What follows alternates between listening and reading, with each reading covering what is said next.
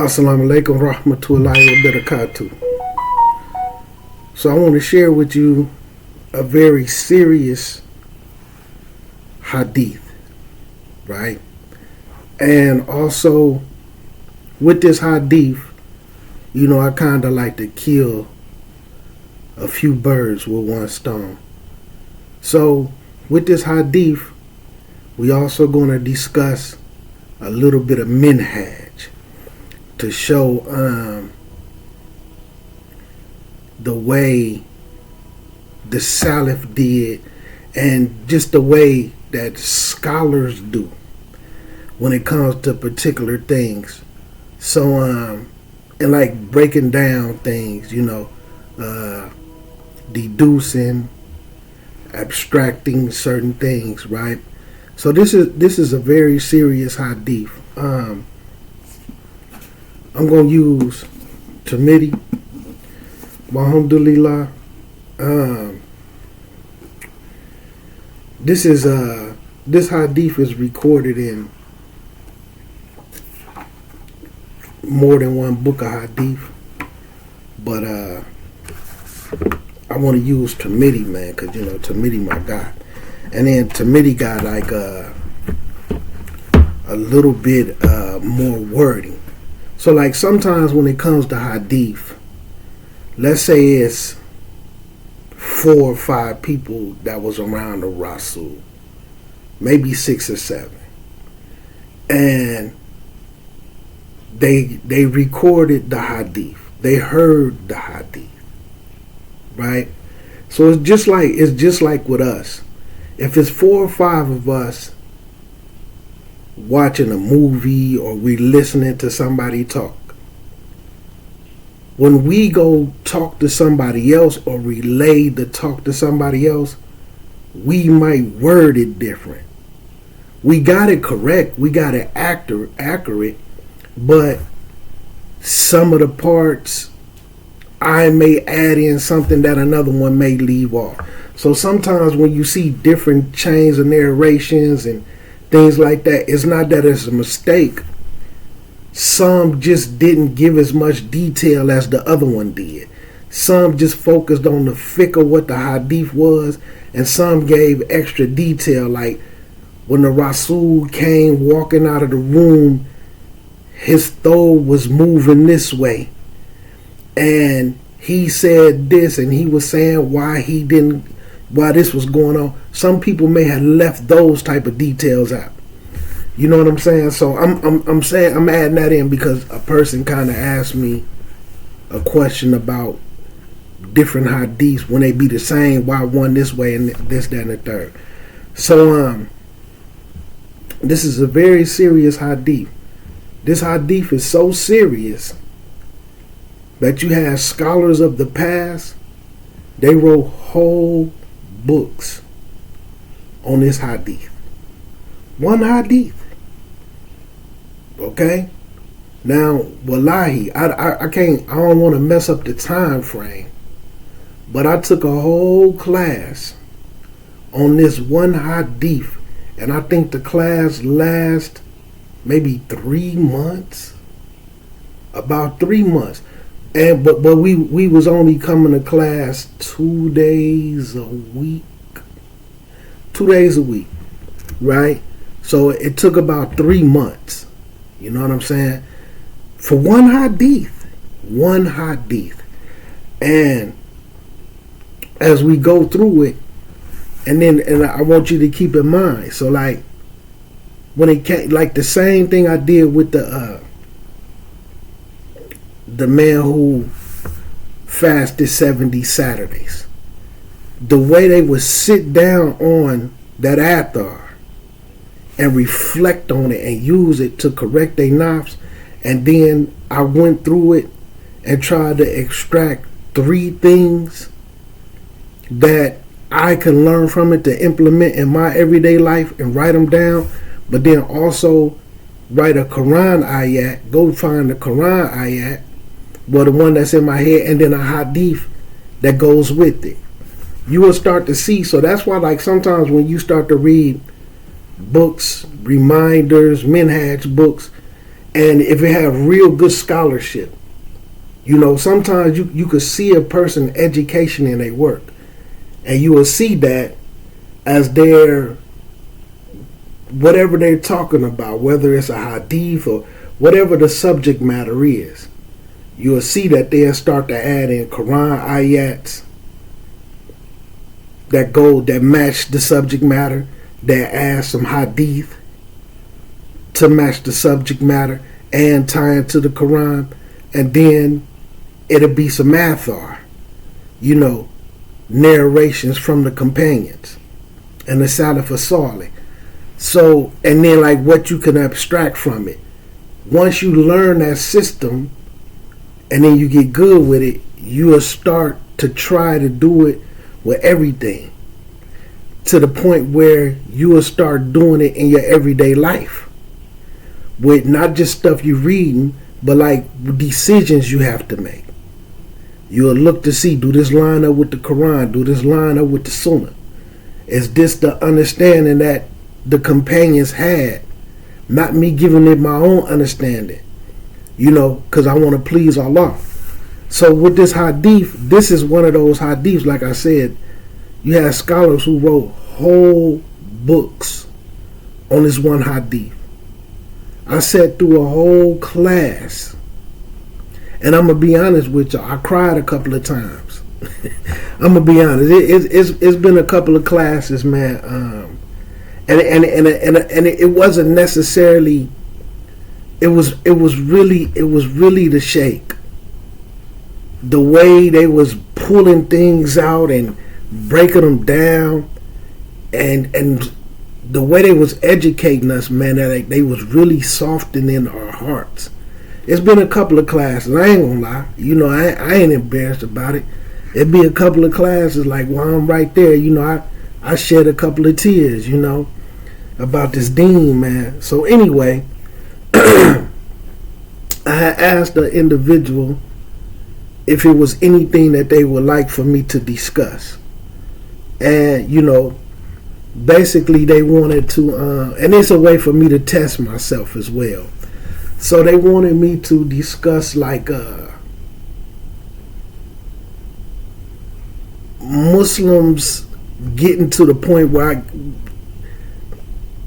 they feel like because somebody is a non-Muslim and they feel like they could just treat them any kind of way, say anything about them, slander them, lie on them, backbite them, and and just things about the type of speech we should have, and some things about Sadaqah, and the ones who want to give more, about the givers as opposed to everybody trying to be receivers. And immediately when they said they wanted me to discuss that, what popped in my head? This hadith. So I'm gonna go over the hadith with the brothers, because there's a lot of benefit in it. You know it's a lot of benefit in it if scholars from the past wrote whole books about it. You know what I'm saying?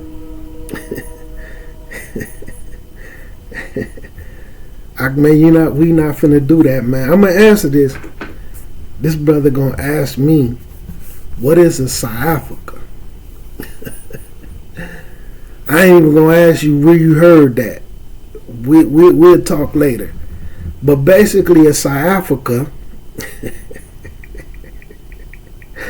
I'm gonna do this. I'm gonna do this carefully.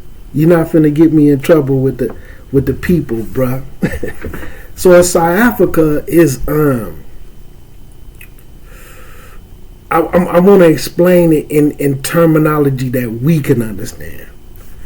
A sciatica is basically like the entourage, right?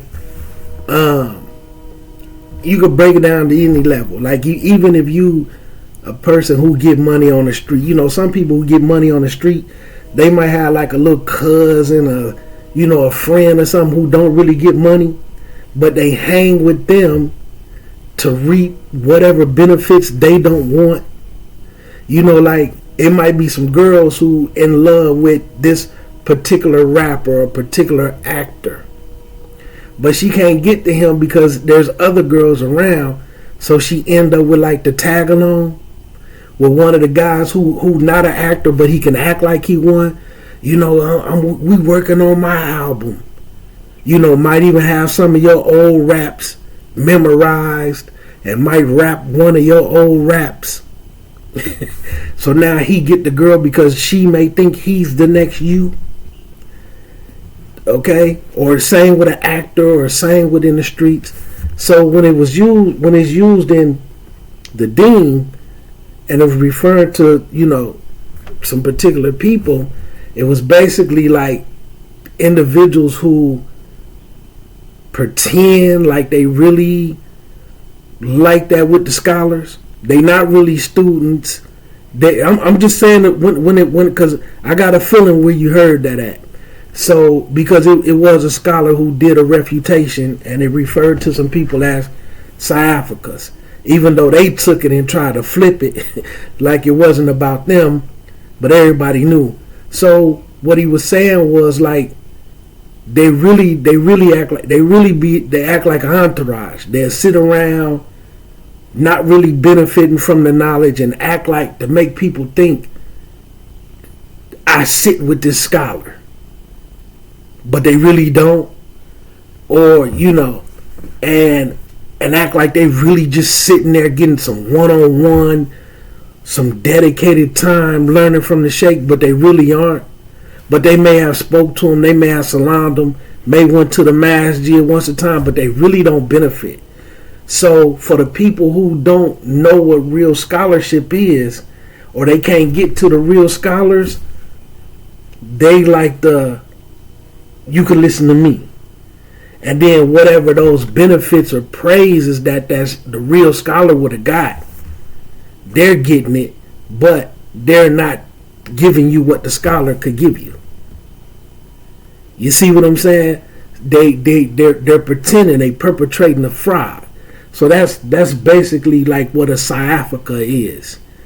Like I said, trying to bring it down to where we can, a level where we get it. The tag-alongs. Who they just dare to get whatever you pass up. They pretend to be what you are. You understand? And like they might name drop you, like they might be somewhere. Let's say they want to go to a movie or something, and they be like, such and such. I was just left such and such. He said that you had some tickets up here that we could get in free, and they be like, oh, such and such. Be like, yeah, and then show some pictures of y'all, this and that, and then they let you in free. Little stuff like that. That's what a sciatica is. Alright? So anyway, let's get to this hadith, man. And we definitely gonna discuss where you heard that. We definitely gonna discuss where you heard that. So anyway, okay, so alhamdulillah, we're gonna try to kill a couple of birds with one stone. So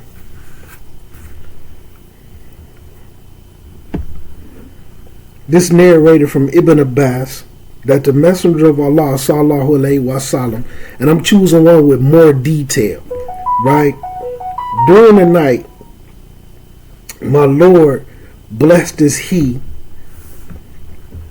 and Most High, and the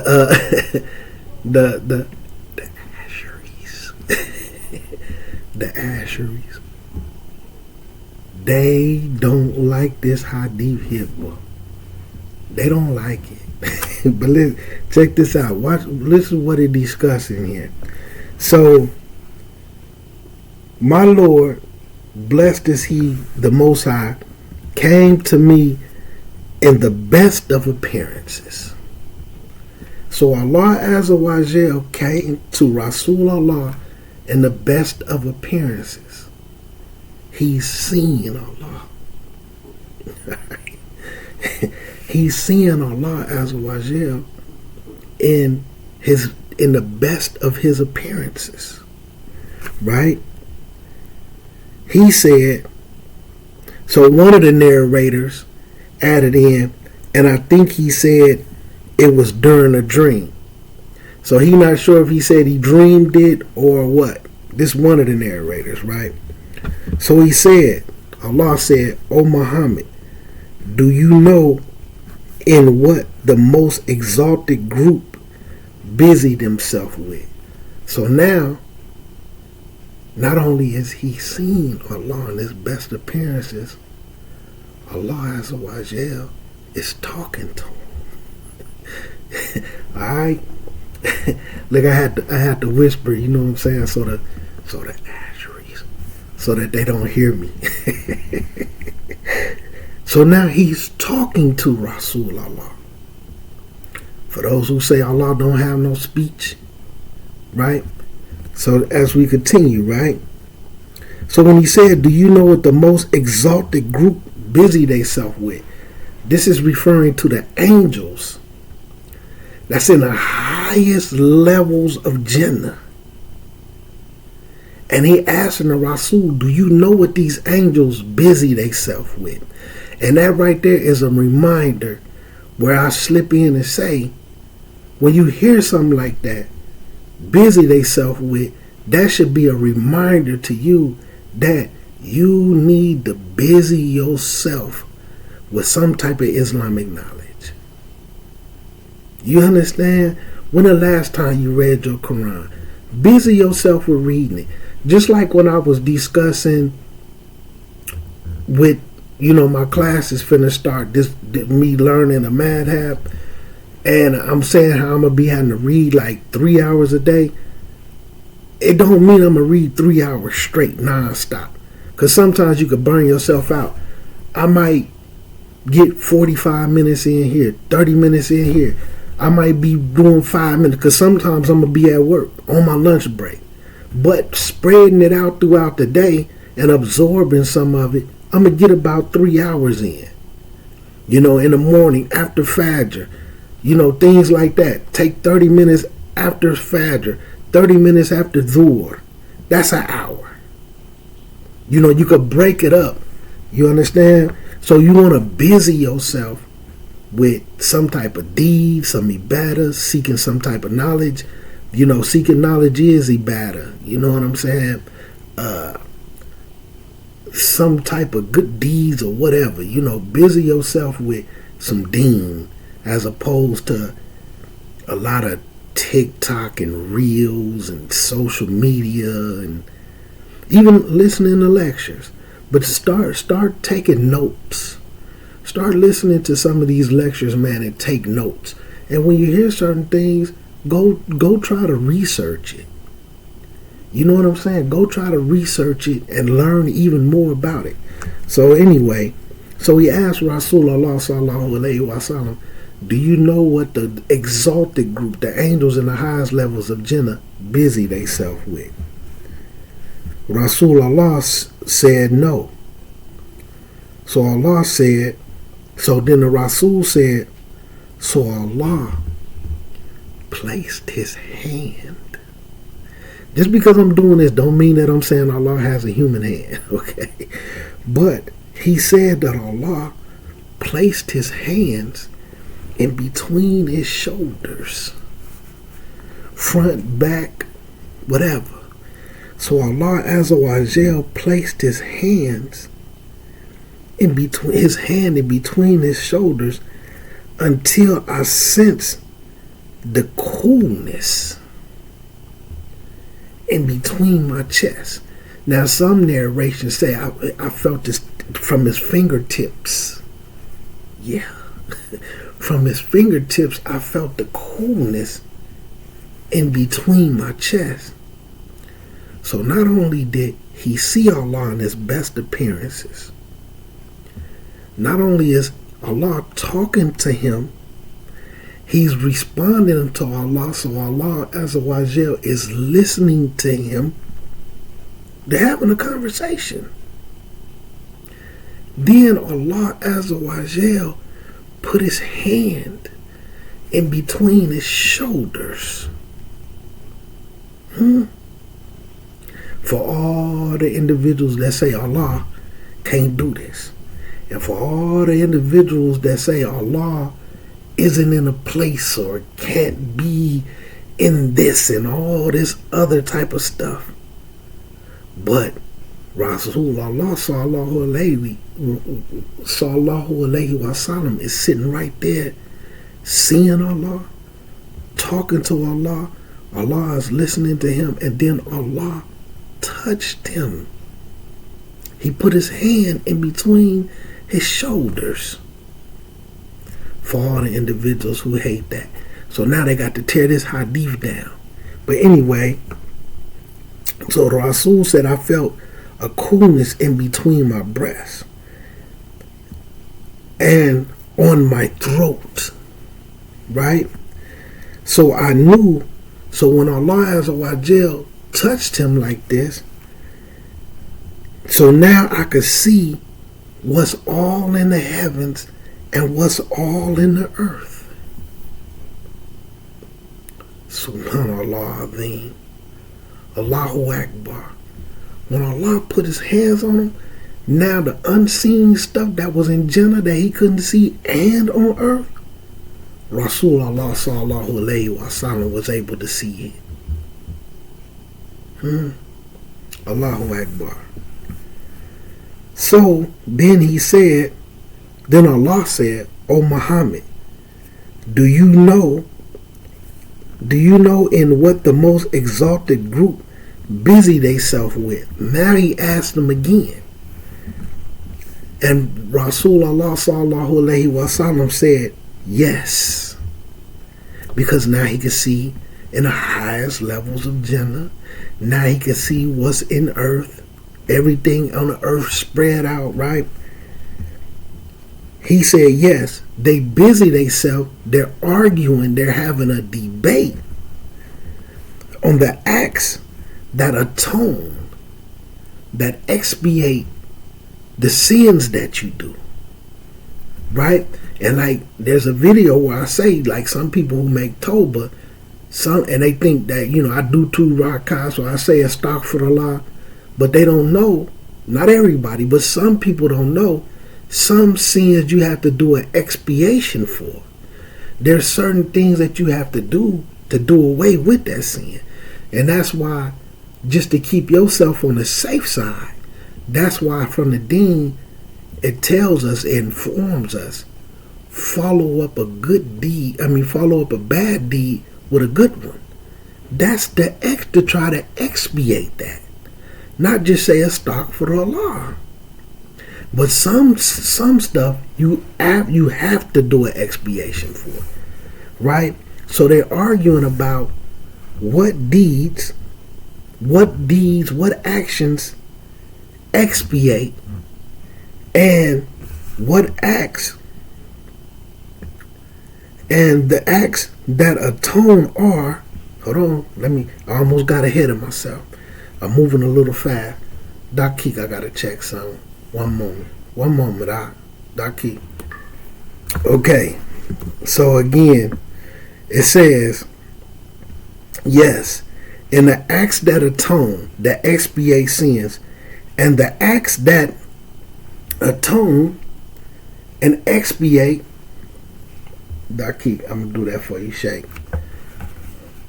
Sometimes when they use particular words,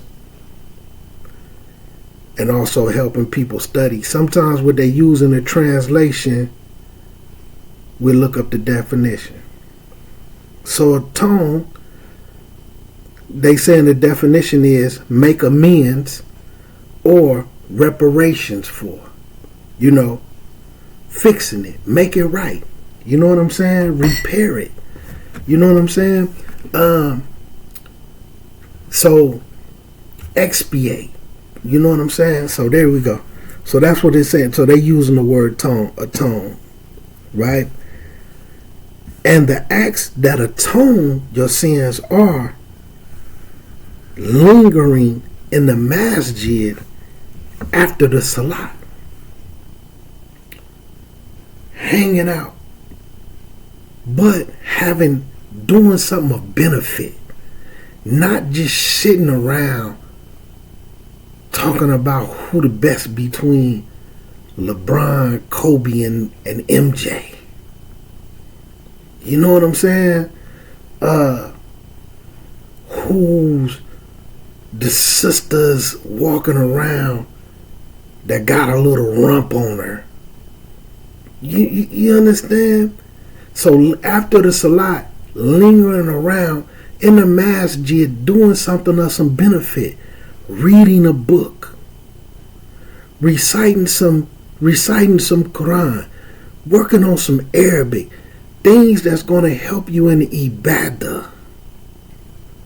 You understand what I'm saying? Even if you're just doing dhikr, just sitting there saying Allahu Akbar, Allahu Akbar, Allahu Akbar, those type of things, sitting around after the salat doing some things that benefit you, not just hopping up and digging out. You understand? So that's one thing that expiates, that atones sins and wrongdoing. Even if it's speech, stuff that you're talking about, things that you said.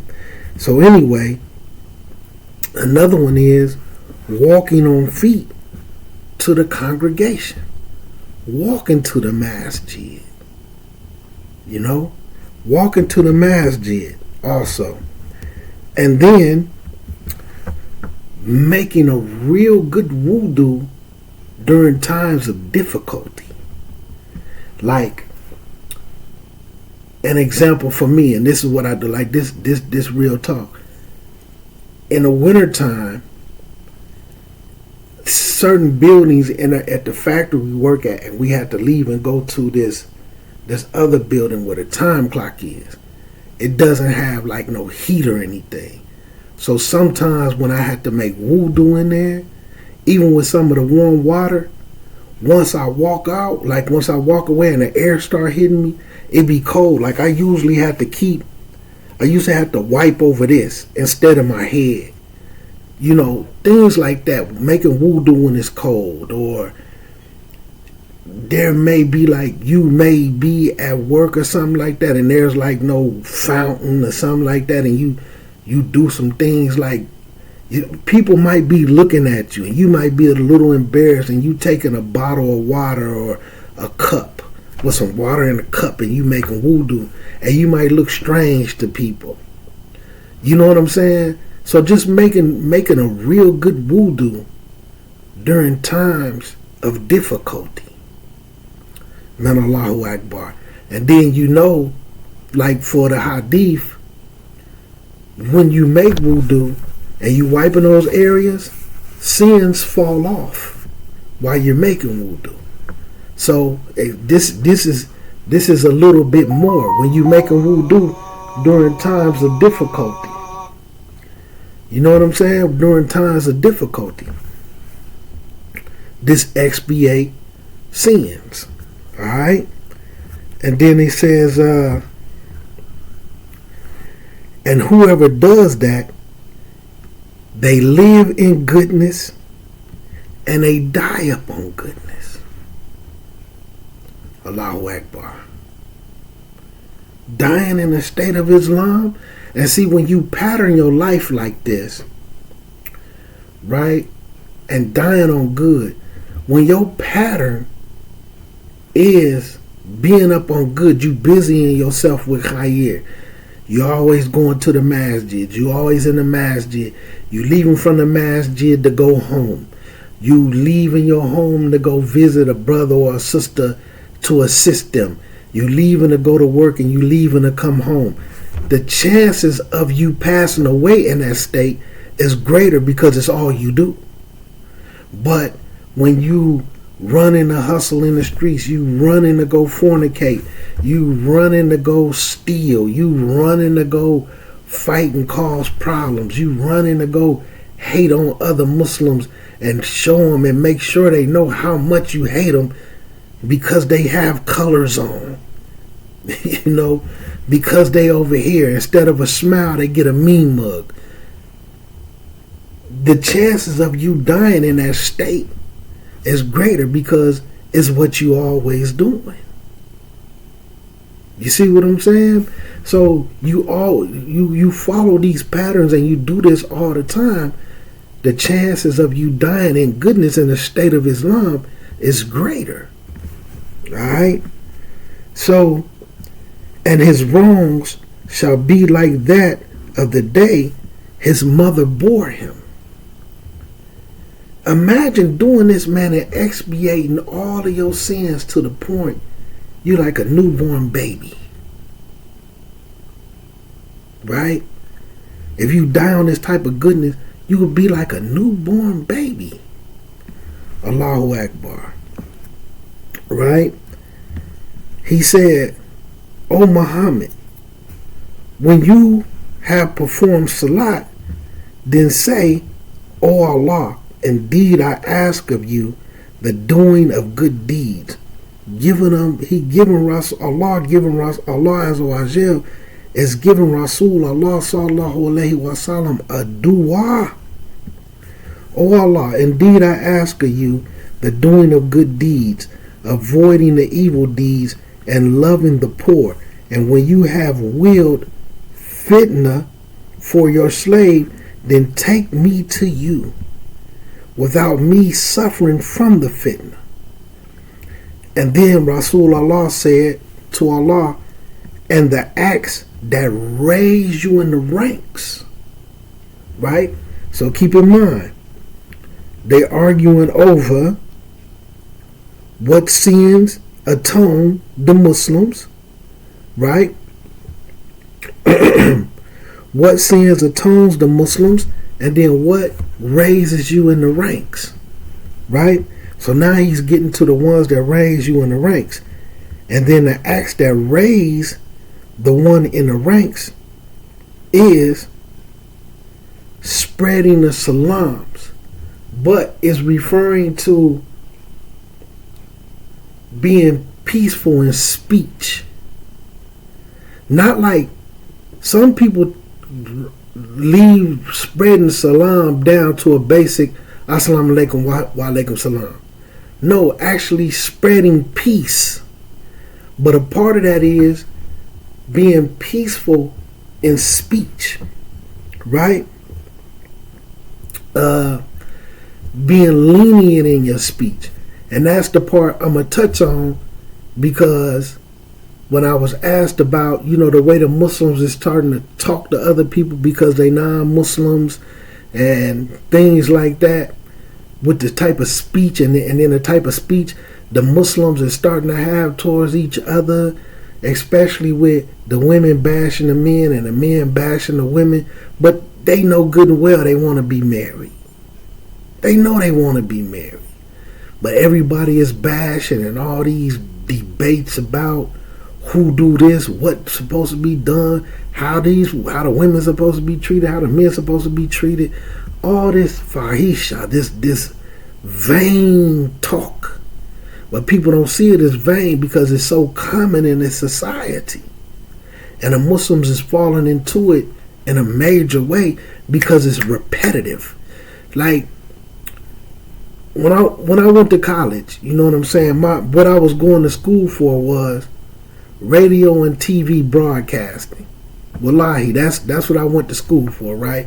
Radio and TV broadcasting. Had my own radio show and everything, right? Did a whole TV show. So what we learned about was marketing.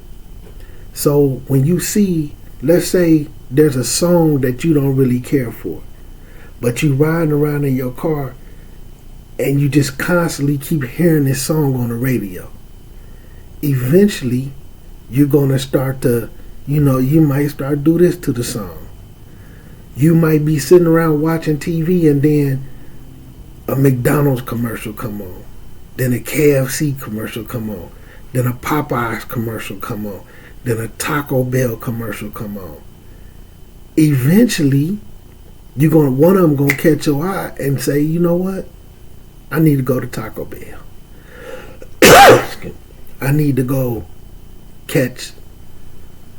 hit McDonald's. You know what I'm saying? Because it's repetitive. It's repetitive. right? We learned this in marketing, right? When you watching this, so like the beef between the men and the women is repetitive every day. Sometimes, man, like when I get up and get to moving around and I pick my phone up, and a lot of the lectures or things that I go to, or like certain things that I watch that I follow, but that isn't going to change what's in your news feed or what's in this. So you may follow some Dean and you may listen to this and you get on there, but in your news feed and in the reels that's pop up, it ain't nothing but men and women arguing. Mainly a whole bunch of women every day talking about how the men need to do this, or talking about they had a woman's only, a dating event and no men show up. It's two sides of it. They hate the men. You can't take me to no Applebee's. Then it's, where the men at? Why y'all not approaching us? I'm not too good for Applebee's, but it's repetitive. So once it become repetitive and you seeing it every day, it starts to get in your psyche, see? You understand? So that's one thing we can't fight it. And it's not spreading salam. It's spreading chaos. It's not helping the men and women at all. It's driving us further and further away. But the fitra calls for us to be with each other. You know what I'm saying? So being lenient, being soft in speech, we're going to get to more points on that, right? And then feeding others, giving that sadaqah. This raise you in the ranks with Allah Azza wa Jal. So like, this stuff raises your iman.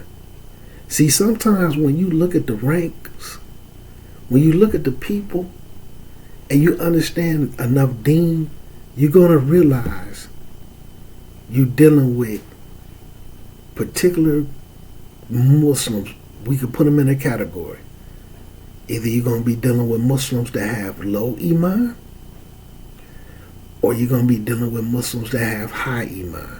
And, they're going to be fluctuating between the two based off of their deeds.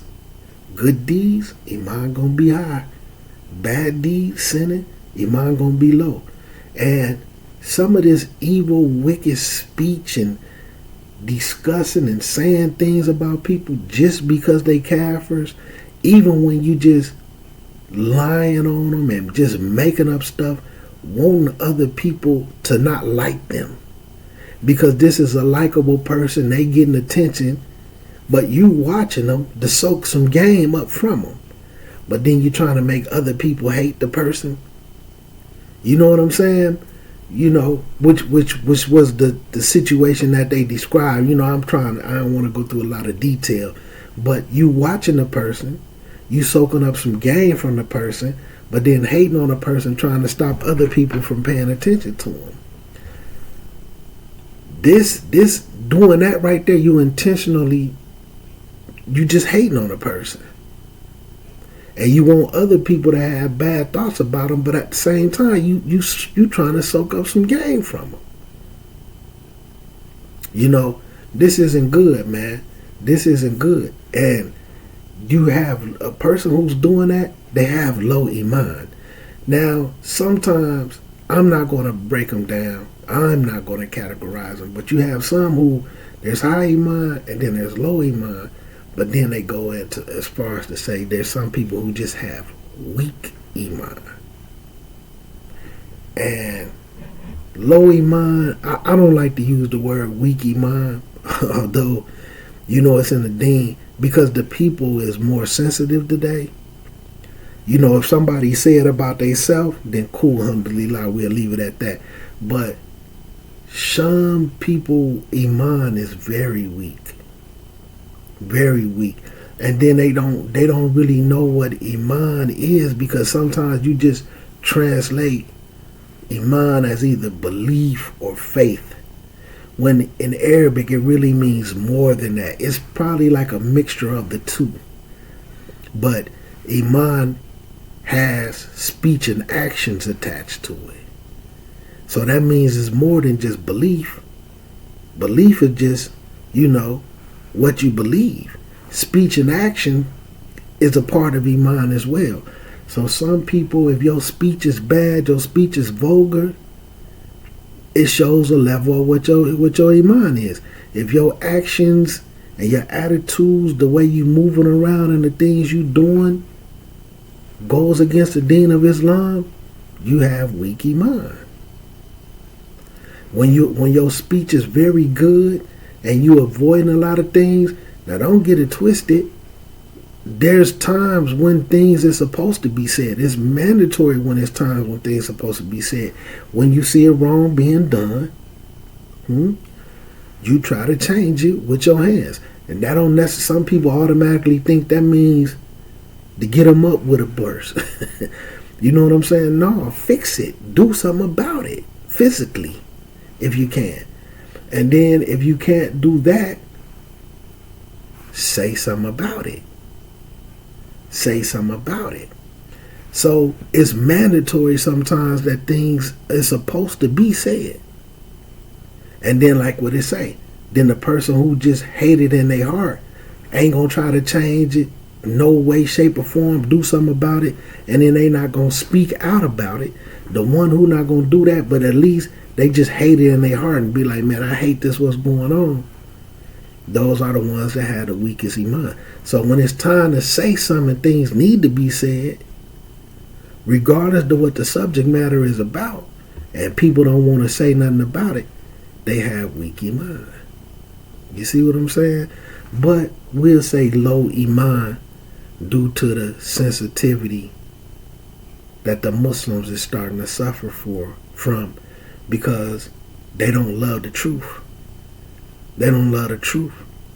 They don't, you know what I'm saying? A lot of Muslims getting to the, I ain't gonna say a lot, but some Muslims is getting to the point where they don't like the truth. You know what I'm saying?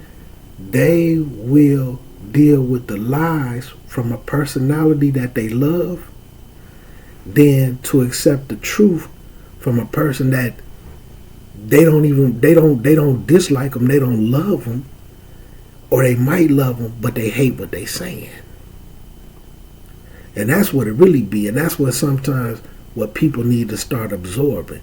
Man, them people don't really hate you. They ain't really mad at you. They don't dislike you. They hate what you saying, B. You know why? Because their Iman is weak. They got weak Iman. So, after spreading the salam, this is peace in speech. We'll get to that. So, feeding others, a lot of sadaqah, providing for others. This raise you in the ranks with Allah, man. On this earth, you will be levels above the Muslims that you're around that don't do these things. And then the third thing was salah during the night while all the people is sleeping, while the other people sleeping. Tahajjud and Qiyam al-Layl. That raised you in the ranks with Allah. Like I said, being raised in the ranks with Allah raises your Iman. Alright? So before we break down, before we concentrate on the speech aspect for a few minutes, we're gonna recap it, right? So, what is it? That atones sins, expiates sins, right? One is lingering in the masjid after the salah, hanging out, doing something beneficial, doing dhikr. You know what I'm saying? Reading something, studying something, listening to something. Even if you just sitting in there crying to Allah, right? That's one. Two, walking to the masjid for salah and Jummah. Whatever you can get in. That's two, right? Three, is making wudu during times of difficulty, a good wudu during times of difficulty, right? And keep in mind, whoever does that, they live in goodness and they die in goodness, and their wrong shall be like that other day where their mother first had them. Hanging out in the masjid at the salat, walking to salat and Jumu'ah, right? And then making wudu during times of difficulty. Now, these aren't the only things that expiate sins, but what the angels is arguing, these is the ones that they naming. Which one is better? You see what I'm saying? Then when it comes to the things that raise you, elevate you in the ranks with Allah Azza wa Jal. Now keep in mind, like I'm putting these little jewels in. Who's the best people to Allah Azza wa Jal? Allah judges us just like when it's all over with. What you gonna be judged by? Your deeds. See, the only thing that make one person better than another person in the sight of Allah is what? Their deeds. When it's all over with, and see, that's why individuals who be chasing this dunya, they just can't fathom, man. When Allah, on that day, when it's time for that final judgment, the qada of Allah, not the qadar, the qada of Allah, Qada, what I mentioned in the trivia, when that judgment, when that decision is final, you're not going to be judged on what kind of cars you had. You're not going to be judged on what type of house you lived in. You're not going to be judged on what type of clothes you wore. You're not going to be judged on how many women you got, how many men you got, how many purses and boots and shoes you got. You understand? All this stuff that you put the deen on the back burner for, you're not going to be judged for none of that.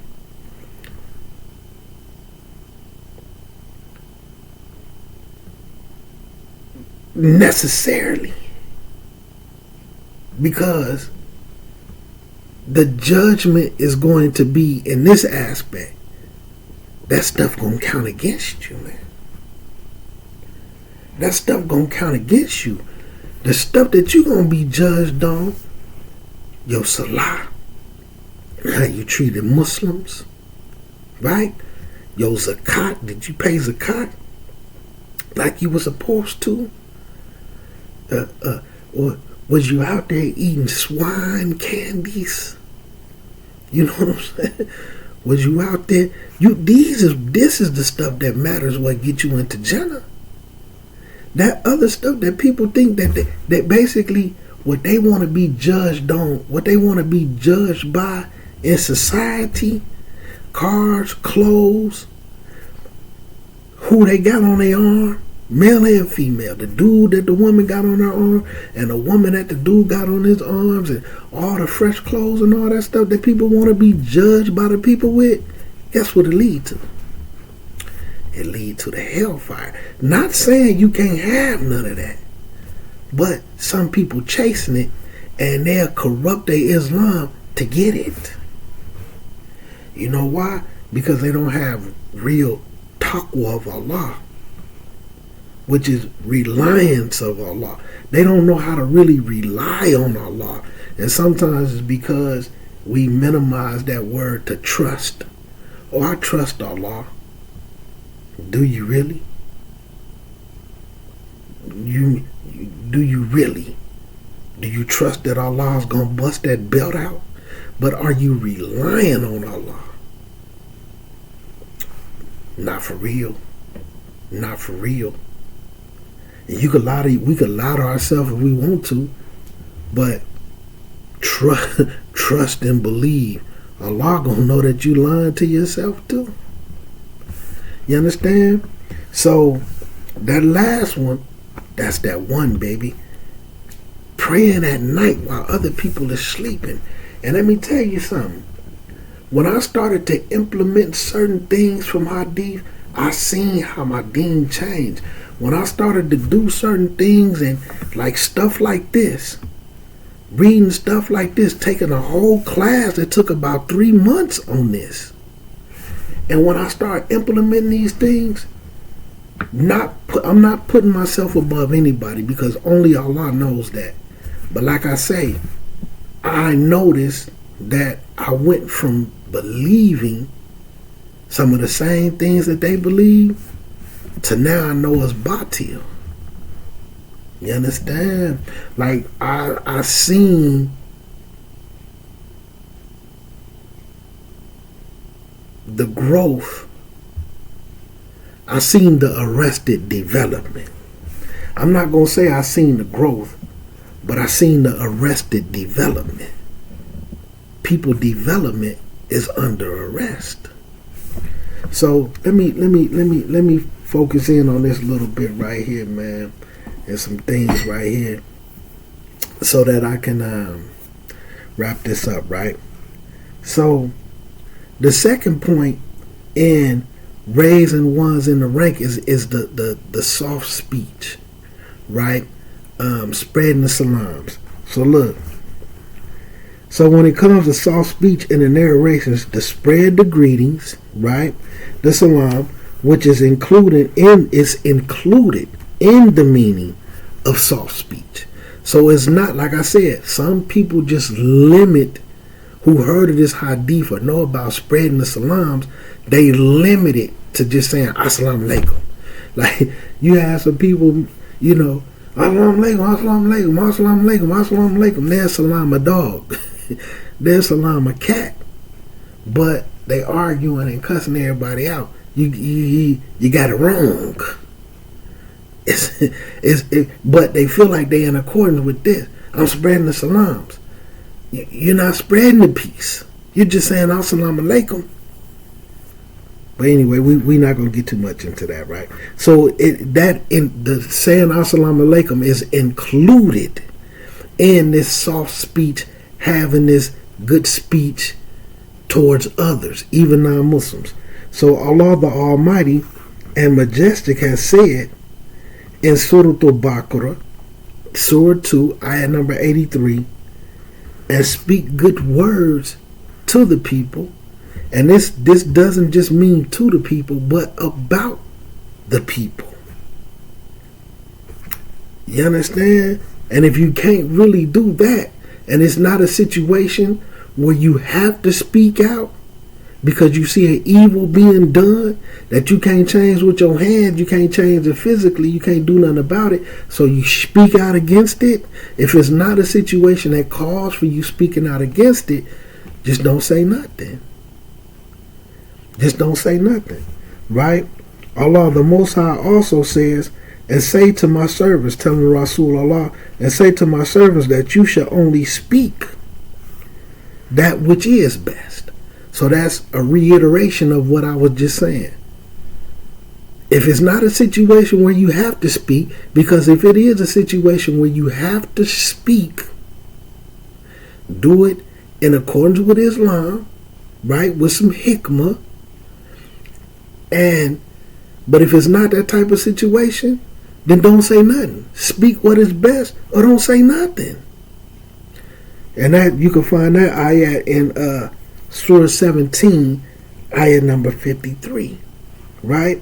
And Allah Azza wa Jal also said, repel the bad with something better. Follow up a bad deed with a good deed, right? And if there is enmity between you and someone else, he may become like a true friend, but none will obtain the above quality except those who are truly patient and have self-restraint. None will obtain it but those who have a great portion of good. So when it comes, all of this is in relating. If you want to raise yourself in the ranks with Allah Azza wa Jal, just because somebody is a kafir, just because somebody is an atheist, just for those simple facts, Don't mean you could say anything about them. Don't mean you could lie on them. Don't mean you could slander them. Don't mean you could do what is considered backbiting. Although the punishment ain't the same for backbiting a kafir, but that don't mean you could just backbite them and because they are a kafir, because that goes against what? Spreading the peace. And that's the main component of the term backbiting. You're trying to be malicious. You're trying to get people to dislike a person. You're trying to create chaos. You're being messy on purpose. That's the main component. What turns something into backbiting? Your intentions is to be no good and cause problems. Right? So Allah Azza wa Jal also says, if you get into an argument with them, if you're disputing with them, and argue with them in the most kindly manner. So you can't just say anything about them if y'all arguing or if you're mad about them. You still have to be kind and gentle even in an argument. You have to use hikmah. Non-Muslim, Muslim. You understand? So that you can find that one in Surah 16, ayat number 125. And the Most High, Allah Azza wa Jal, also says, and only argue with the people of the scripture. So this is your kafir. Here's another ayat. Your kafirs, even if they may not be considered to be the people of the book, such as, would you consider the Moorish Americans the people of the book? No. Would you consider the Nation of Islam the people of the book? No. Could you consider people who call themselves Sikhs and Buddhist people of the book? No. Because they don't have anything that Allah Azza wa Jal sitting down. You understand? So that's what separates some of these people from not being people of the book. But they still fall up under having the rights of being a human being. So you still have to treat them and get in the rights that they have as a part of Allah's creation. You understand?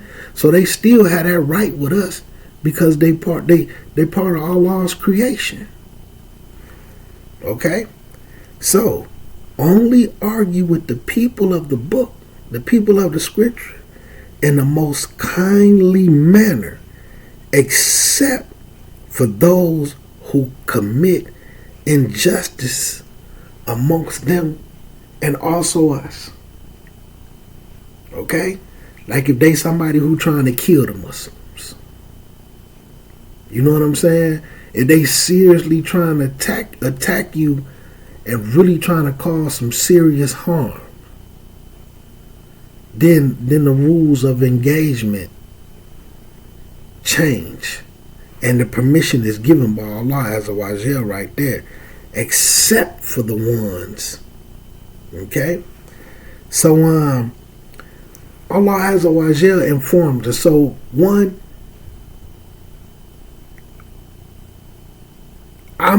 because I'm using these particular ayats, so I'm gonna be careful. And not gonna say that it's haram, because just for what we're dealing with right now, because it doesn't necessarily say what a punishment is gonna be if you go against this. But it's definitely mustahab from what we have in front of us right now. It's definitely mustahab because what's the reward for it? You get elevated in the ranks with Allah Azza wa Jal. Okay? And when you understand being elevated in the ranks, this raises your iman. And good brings about good. And then you can die up on goodness. You understand? Leaving it off with the mustahab, leaving it off, there's not necessarily no punishment for it, but look what you could possibly fall into. Your iman can get low, You perhaps it can become repetitive in your nature, like what we talked about with the marketing. You just so used to it that it's just a way of your life, and then you can die up on it. You see what I'm saying? Because some people, like I'm gonna tell you this, with some of the marriages and the people that I deal with, some people so used to arguing and being loud and fighting in their relationships, when they get in another relationship that's like that, they don't know how to be the calm, peaceful, let's just sit here and talk, no yelling, no over talking each other. They don't know how to do it. Why? Because that behavior is repetitive. It's in their psyche. You see what I'm saying? So not becoming this, so that can be a punishment within itself, because you missing out on that reward. So we gonna say, just for what's in front of us and what we discussing right now, we'll say what we looking at, it shows that this is highly recommended.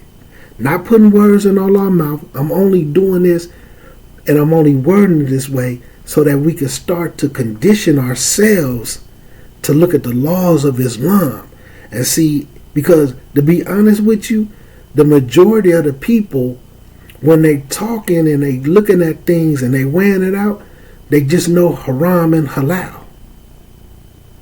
Now you may hear some say mustahab this and that, but then if you say to them, who recommended it? Like mustahab how? Quran, Sunnah, Ijma? So that's what I'm saying. I'm not saying Quran, Sunnah, Ijma. I'm speaking in an education level and introducing this as a form of fiqh so that you can start to condition yourself to look at issues and see what categories of law that they fall in. You understand what I'm saying? And all of this is a must. So that right there is from the deen of Islam. And I hate to say this, unfortunately, because of the society that we live in, and now the Muslims are starting to get that way, their iman is going to have to be raised. And they're going to have to figure out how to get their iman raised, because particular individuals just came in before them. Wasn't nobody calling Muslims ignoramuses and imbeciles, you jahil, miskin. Once they introduced that, Muslims started calling other Muslims names. And then it led to, if a person sitting around talking crazy to Muslims and slandering them and this and that, what they gonna do when it comes to the kafir? They don't know the different things. Rasulullah sallallahu alaihi wasallam says he was sent to perfect our moral character. If people so used to living an immoral life and having an immoral tongue, they really gonna have to get into the real fold of Islam and get it off of their tongue and just being a parrot, running around acting like a sahafaka, acting like this person that they done seen, and they just repeating stuff, and they not who they claim to be, not even close. You starting to have a ummah full of sahafaka, man. Just a bunch of entourage. You know what I'm saying? And we in a difficult time. We're in a difficult time, man. And sometimes, man, some people, they just sealed up, like I say. And see what I do, what I start to do is, I try to show somebody something once, I try to show somebody something twice, then a third time, then I'm going to start to look and see, okay, if they doing this, if they deening this way, because for some reason they sealed up. So now I'm gonna start looking at the deen. You know, like sometimes there be things, like sometimes you say things and people don't really understand it. They don't know how to take it, because some people just so used to negativity and harshness, they take everything as you down in them. You know, like even in the dunya. So like with me, and I hate saying this type of stuff, but I want people to understand where I'm coming from. In the dunya, and I don't say jahiliyyah, you know, in my days of being jahil, because I was Muslim. So that's why I say in the dunya, right?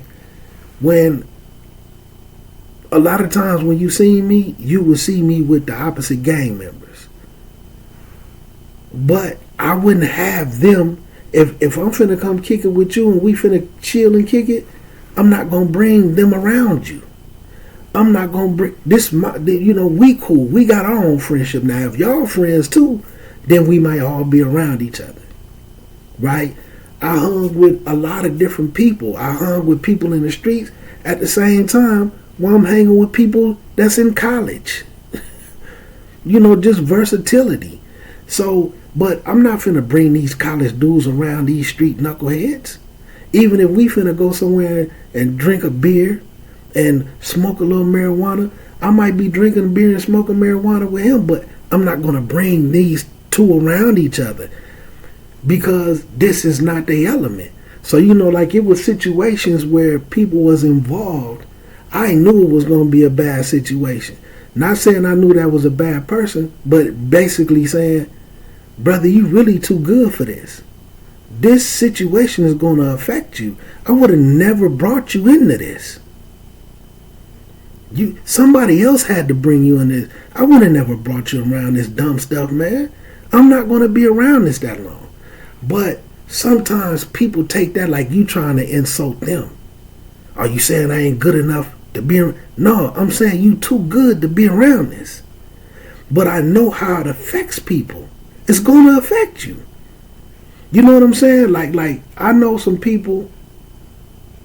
Like some of the illest cats I know, they be the softest, hardest individuals that you can come across. So sometimes, man, when you know people, man, like your heart too soft for this. That don't mean you soft. Just like you might know some dudes, some soft individuals, but man, they hard-hearted. You know what I'm saying? You might know some cats, man, that they some ill dudes, man, but they soft-hearted. My little brother like that, man. You know what I'm saying? You be crying and all that type of stuff, man, but if he start crying, man, it's time to move around. So sometimes you just have to be able to wait things out, man, and people have to start to adjust to things, man. You know what I'm saying? Because, like, some people that I know, sometimes they take certain things personal because I be saying, I won't have these people around this. When I'm with them, I do this. They don't want nobody else around. I respect that. Just like, and I understand why. Just like if I'm with you and you don't want to be around these people, I'm not gonna bring nobody else around. And that's why I was able to maneuver around like I have all these years. You know what I'm saying? I respect the relationships that I have with different people, man. You got to deal with people accordingly. Everybody is not the same. You know what I'm saying? Everybody is not the same. And some situations just ain't meant for certain people to be around, man. You know what I mean? So you just have to be able to weigh things out, man. And you know, it just, man, it's this deen, man. You know, the deen of Islam take a lot of discernment, man. It take a lot of discernment. And like certain things like what I do, and I went through and read this right here to just show how a particular scholar, how they, like I said in the beginning, the way they deduced and started tying Quran ayats to every point with the hadith. And then Athar. But I'm just touching these parts because this is something that they wanted me to speak on. I don't, and I'm trying to do it academically because some people you just not going to change. which we know that. You know what I'm saying? Some people just not going to change, man, and it's due to the environment. And if they not doing the things that's going to raise them in the ranks with Allah, if they not going to do the things that expiate their sins, and if they're going to just move around in a certain type of way, they're going to get stuck. They're going to get stuck. And if they just parrot and ding, Sheikh Rabi have one of the best quotes that affected me in a way, and it really went over a whole bunch of people's head.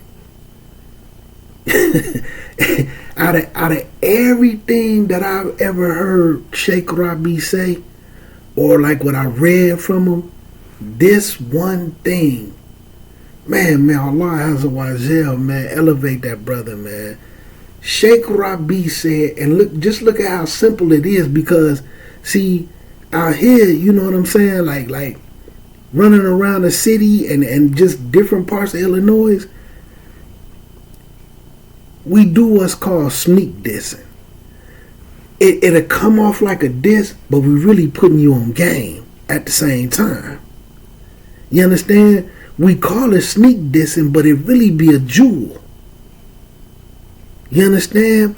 So Sheikh Rabi said, how long are y'all going to continue to let some people read your religion to you? Yeah, you might even be able to Google it.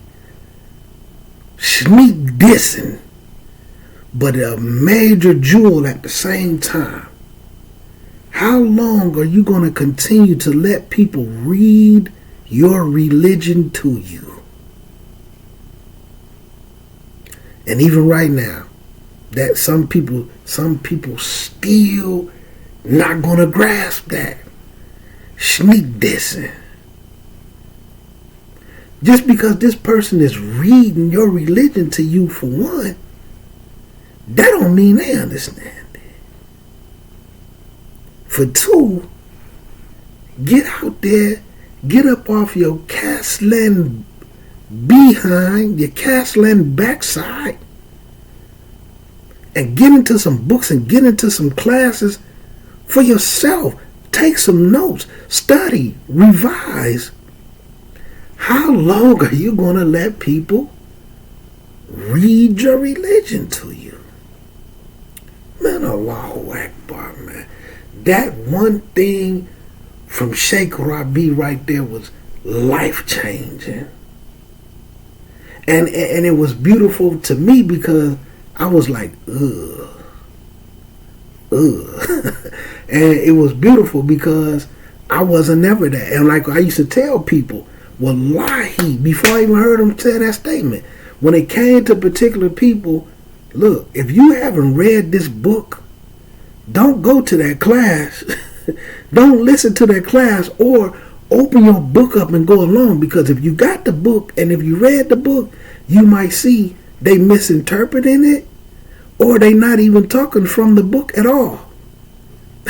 but they smart enough to know these people ain't gonna know. They can't catch us. We can sit up and say to them, hey, y'all can't listen to nobody but us.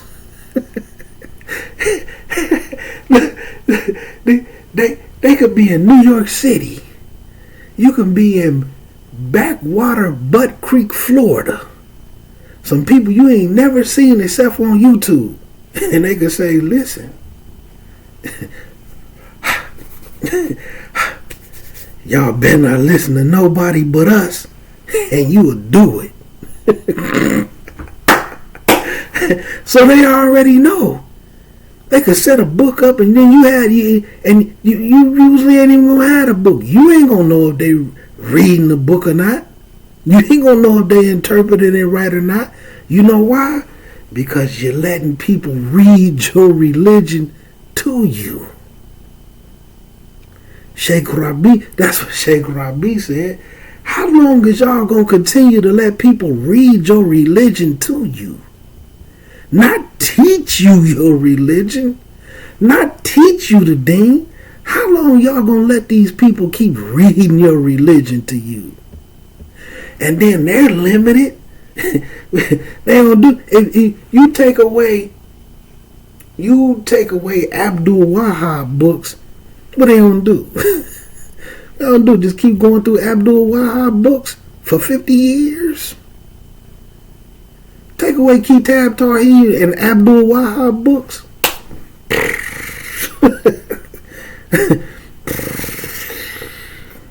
You feel me?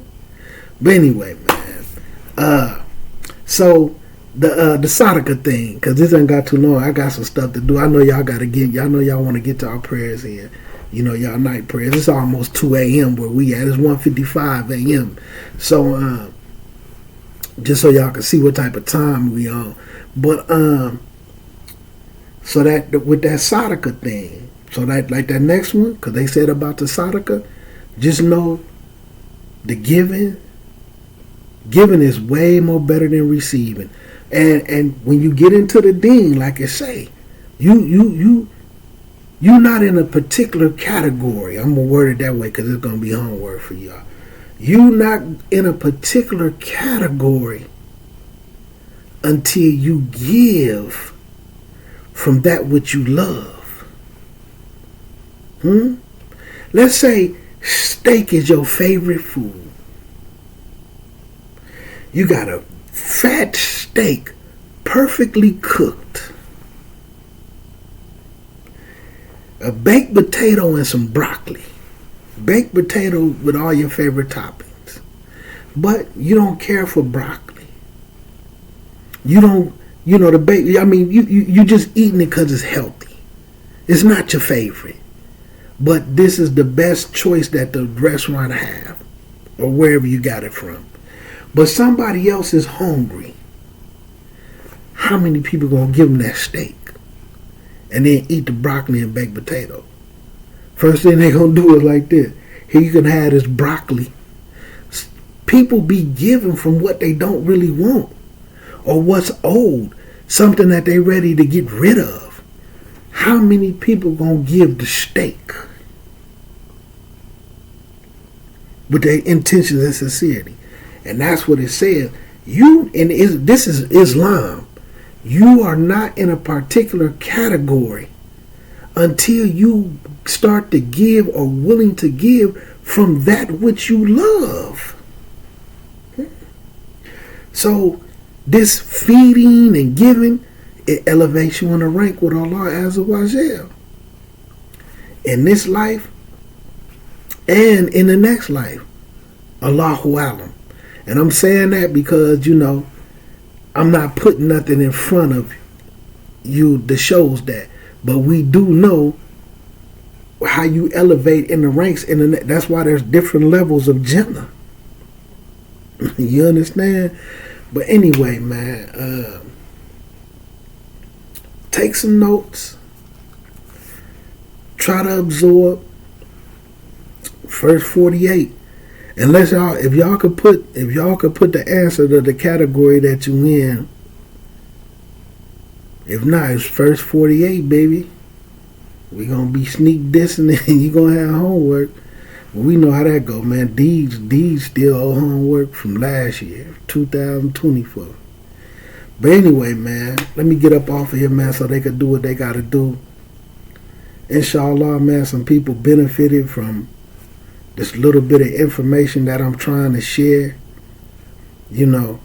and keep that in mind when you're looking at hadiths.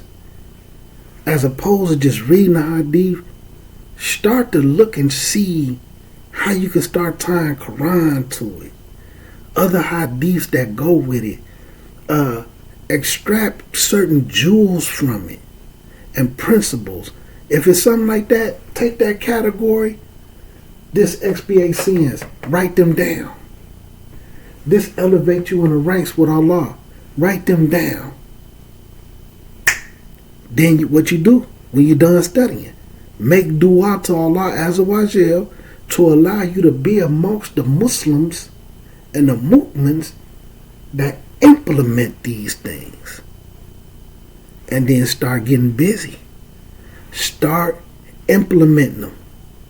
Scratch them off your list until it's repetitive, until it's a way of life, till it's to the point where if you don't do it for a couple of days, you feel like you're sinning. Know what I'm saying? If you miss out on it for a whole month, you should feel like you off your deen. Man, I'm off my deen. You know what I'm saying? I'm not doing the things that expiate my sins. I'm not doing the things that elevate me in the ranks with Allah Azza wa Jal. I'm off my deen. These things help you correct your nafs. I'm off my deen. Not I'm on my deen because you prayed, because you said Allahu Akbar 657,000 times. Nah, man, I'm off my deen. You know what I mean? Anyway, man, assalamu alaikum wa rahmatullahi wa barakatuh.